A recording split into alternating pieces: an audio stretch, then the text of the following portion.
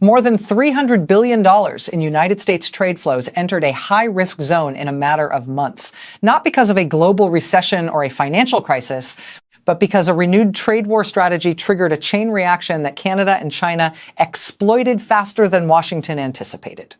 What was announced as a show of strength by the United States quickly produced the opposite result.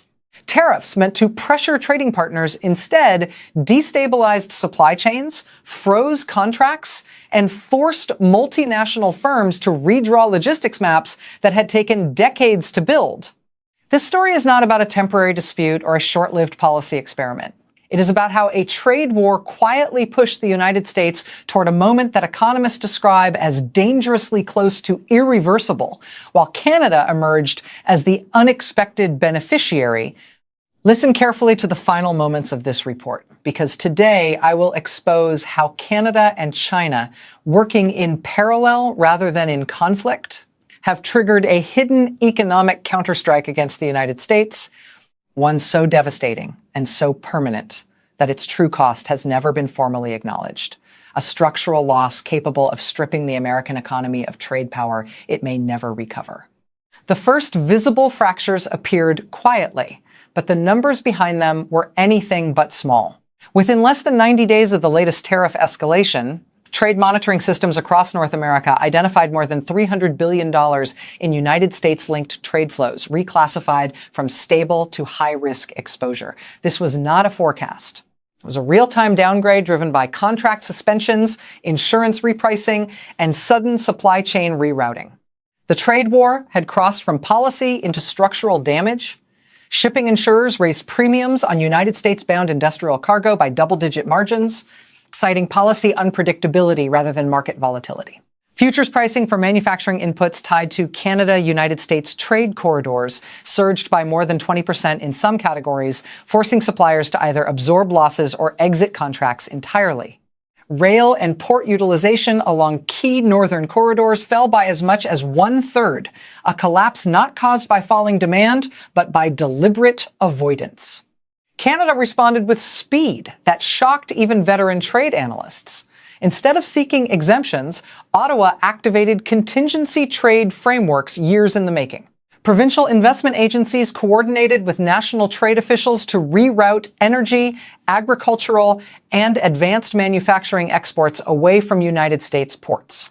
Conservative estimates now indicate that more than $110 billion per year in Canada-United States trade is already being permanently restructured, not delayed, not renegotiated, but removed from American exposure altogether. China moved in parallel, not in protest, but in precision. State-backed firms expanded long-term purchasing mandates across Canadian energy, agri-food, critical minerals, and advanced materials.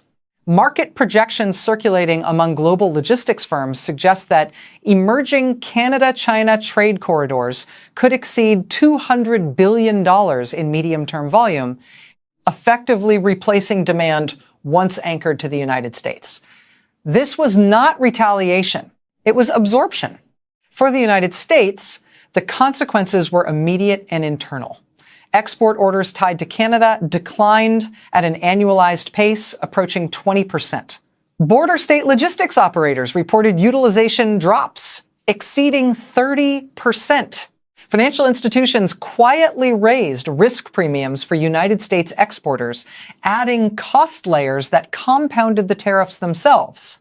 Behind closed doors, corporate boards froze tens of billions of dollars in planned capital investment, unwilling to commit in a trade environment that could shift overnight. Yet this is still only the surface damage. What remains hidden is the deeper economic rupture forming beneath these numbers, one that involves lost industries, vanished jobs, and a structural erosion of power that even tariff rollbacks may never repair. The most dangerous phase of a trade war does not unfold at ports or borders.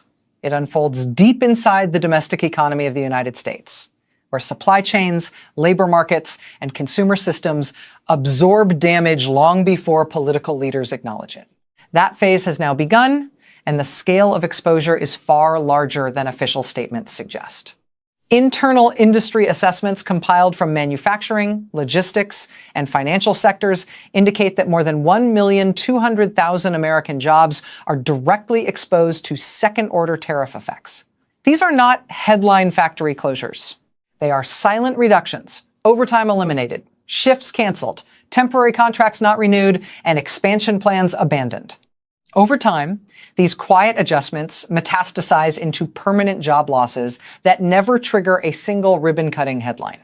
The automotive and heavy manufacturing sectors were hit first. Tier 2 and Tier 3 suppliers, many of them small and mid-sized firms embedded deep within the United States industrial ecosystem, experienced sudden input cost increases ranging from 12 to 28% within a single reporting cycle. Steel, aluminum, precision components, and electronics routed through Canada or Asia became unpredictably priced. Contracts that had once been stable for years were rewritten under emergency clauses or terminated outright. For many firms, margins collapsed faster than production volumes, forcing layoffs even as demand remained intact. The labor impact spread outward. Manufacturing counties across the Midwest and Great Lakes regions reported declining payroll tax receipts, a leading indicator of job erosion. Local governments quietly froze infrastructure spending. Workforce retraining programs saw enrollment spikes not driven by opportunity, but by displacement. Economists tracking regional employment now warn that up to 3,200,000 American jobs could face long-term risk as supply chains migrate away from the United States and consolidate elsewhere. Consumers absorbed the shock next. Tariff costs did not appear as line items. They appeared embedded in prices. Vehicles, household appliances, construction materials, and processed foods all carried layered cost increases. Independent estimates suggest that the average United States household is now absorbing between $1,200 and $1,800 per year in indirect tariff-related price pressure. For lower and middle income families, this translated directly into reduced purchasing power, higher revolving debt, and delayed major purchases. Meanwhile, Canada experienced the inverse dynamic. As the trade war destabilized United States supply chains, Canada's reputation for policy predictability strengthened. Global firms recalibrated procurement models to prioritize Canadian sourcing, not because it was cheaper in absolute terms, but because it was safer. Stability became a competitive advantage.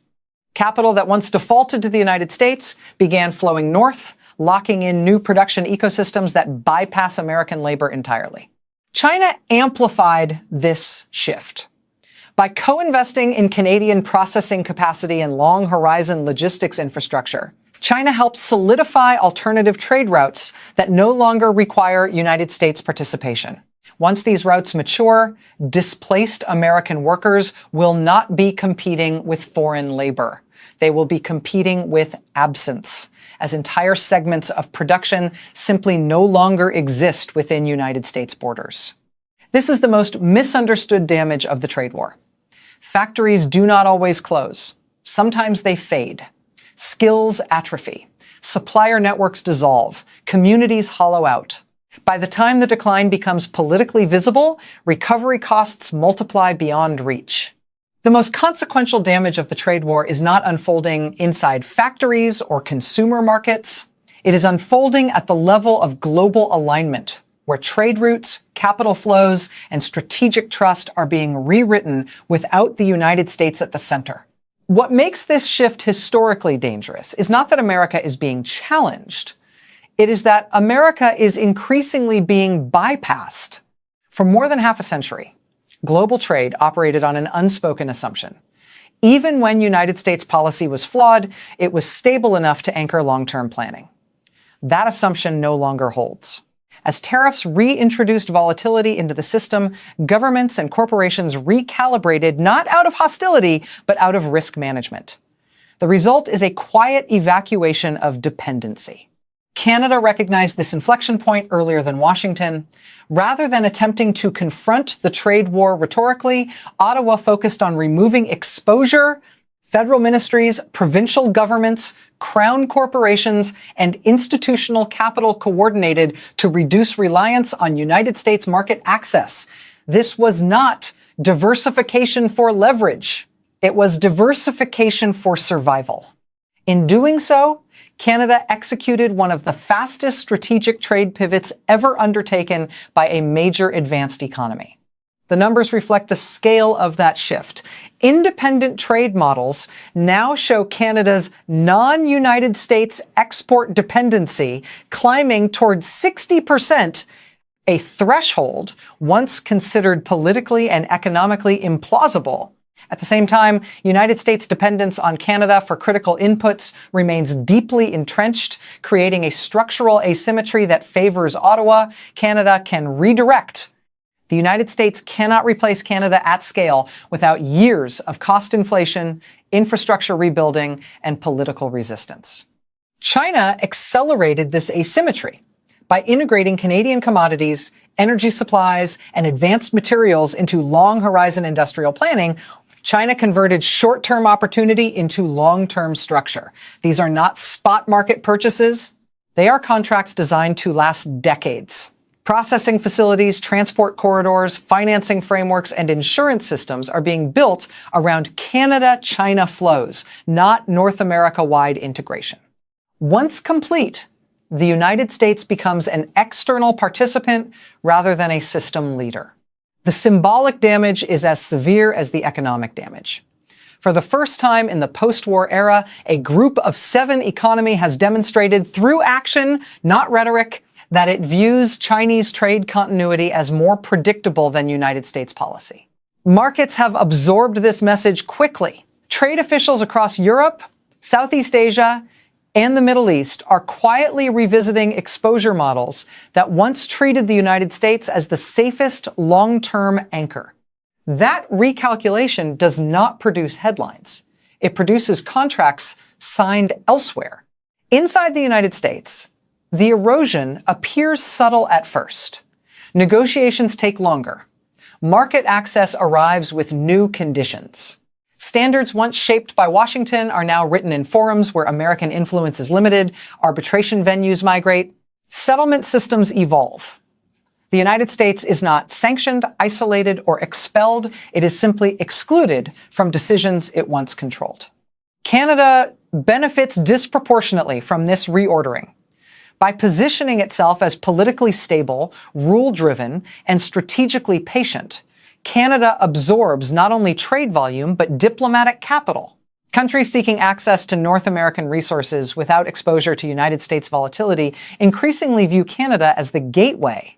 This elevates Canada's bargaining power far beyond its population size, transforming it from a junior partner into a structural pivot in the global economy. The United States, meanwhile, remains trapped by its own narrative. Tariffs were sold as strength, but strength requires consistency. What global partners now observe is policy reversal risk tied to election cycles.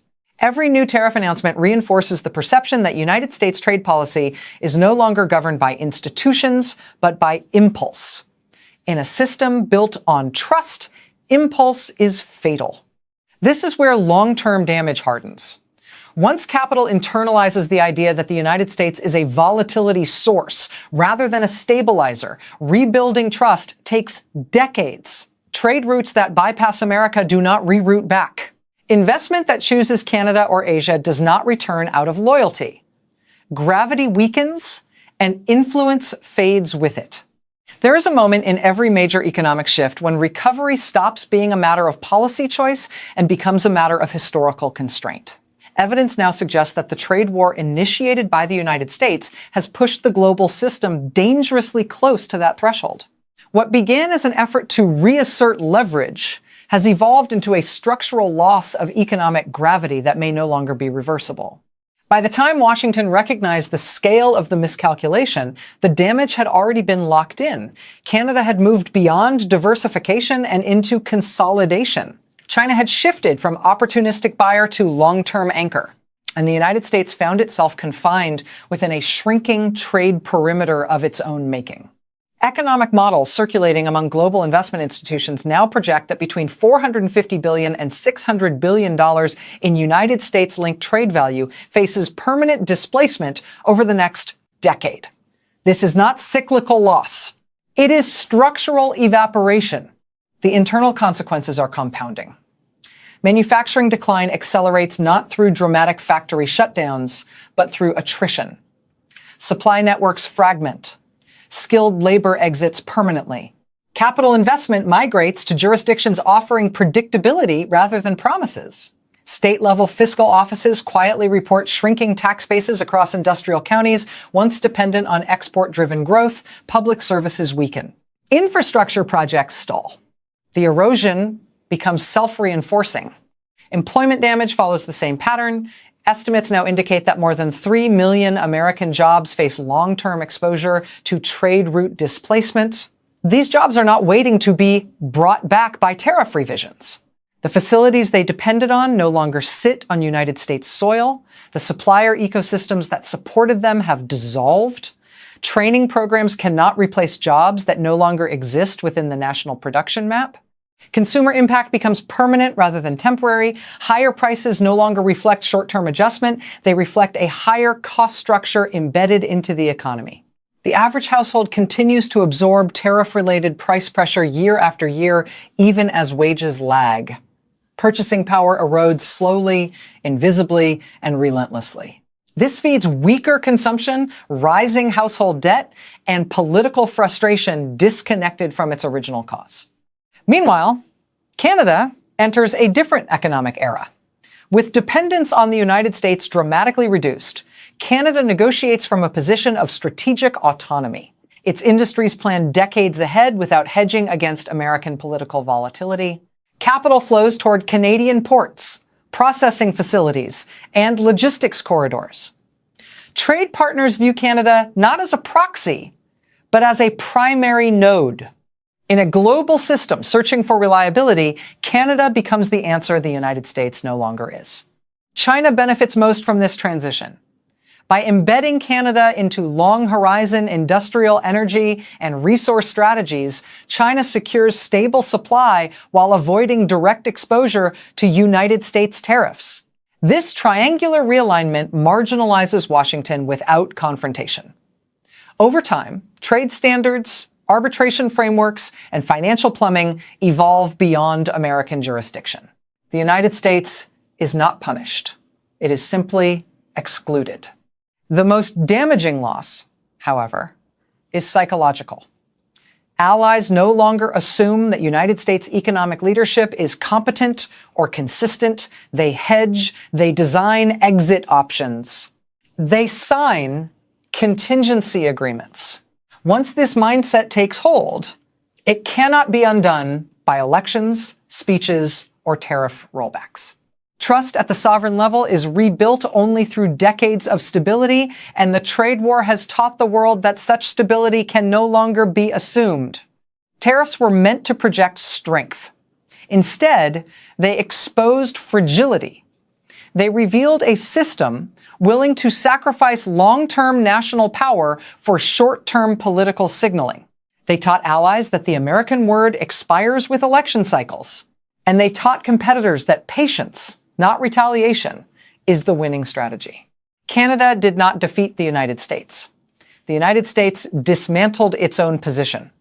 By turning trade policy into a blunt instrument, Washington weakened the very networks that sustained its power. By alienating its closest partners, it accelerated the rise of alternative centers of gravity. And by mistaking disruption for dominance, it triggered a realignment that history does not reverse. This is the final truth. The trade war did not restore manufacturing leadership. It did not secure supply chains. It did not make the United States indispensable again. It showed the world how to move forward without it. And once the global economy learns how to function without the United States at its center, there is no tariff high enough to force it back. Is this a bold strategy? Or a historic miscalculation that permanently reshaped the global position of the United States? Subscribe for more fact-based global trade and geopolitical analysis. Thanks for watching.